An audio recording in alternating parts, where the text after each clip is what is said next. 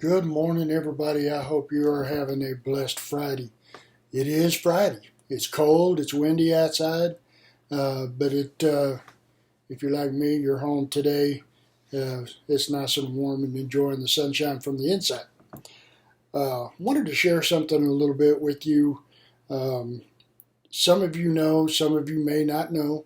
I was blessed last September to receive my doctorate in theology. And my dissertation that I wrote was on angelology, the study of angels.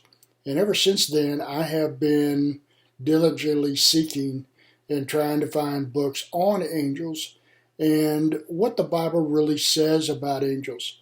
There are a lot of books out there, so you have to be careful with what you find and what you read because some of it is so far out there that it does not really line up with the Bible and what the Bible truly says about the angels and what God created those angels to do.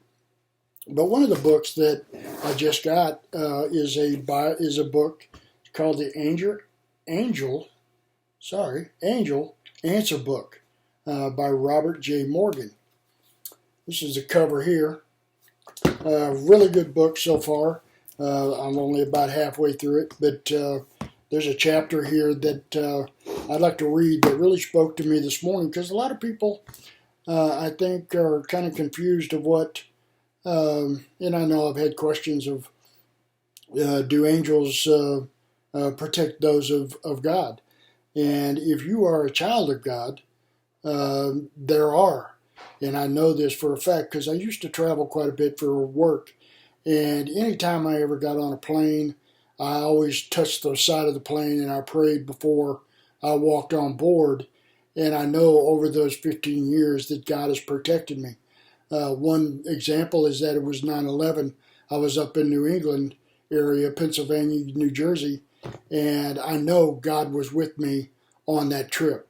So, yes, if you're a child of God, there are angels that help us, protect us, guide us through our lives. And this chapter is described uh, do angelic armies surround us?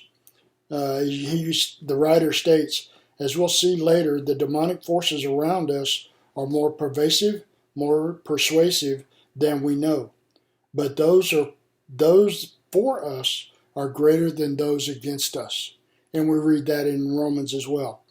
But a powerful throng of angels keeps an unseen vigil, and we can say with Martin Luther, and though this world with devils filled shall threaten to undo us, we will not fear, for God hath willed his truth to triumph through us.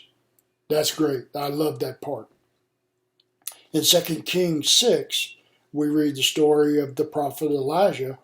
He incurred the fury of the king of Syria, who sent forces to capture him and take control of him.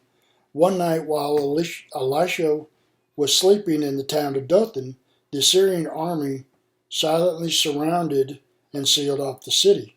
In the morning, Elisha's servants rose up, saw that they were trapped, and ran to the prophet, crying, "Alas, my master, what shall we do?"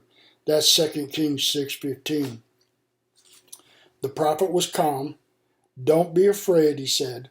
"Those who are with us are more than those who are with them."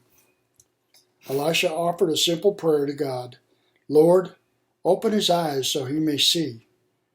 For a passing moment, the servant received enhanced eyesight that allowed him to view the unseen realm.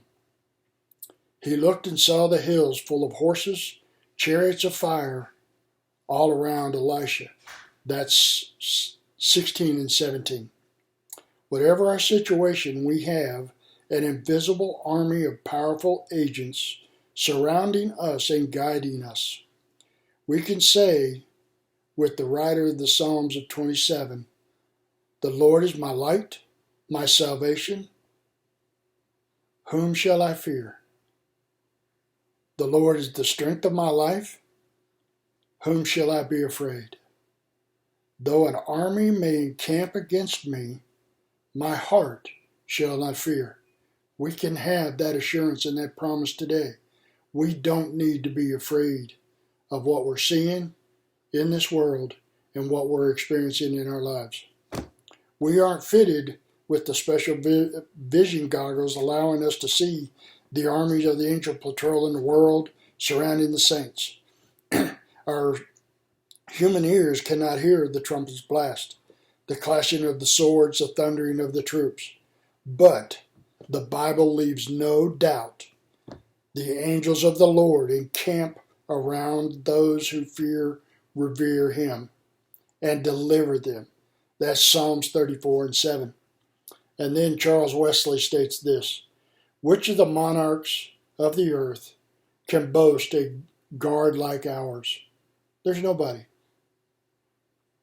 With all the heavenly powers, myriad of bright Shabbat bands sent by the King of Kings and Lord of Lords. That's mine, Lord of Lords. He says King of Kings. Rejoice to bear us in their hands and shade us with their wings. Somebody ought to be shouting, that is just absolutely awesome. God sends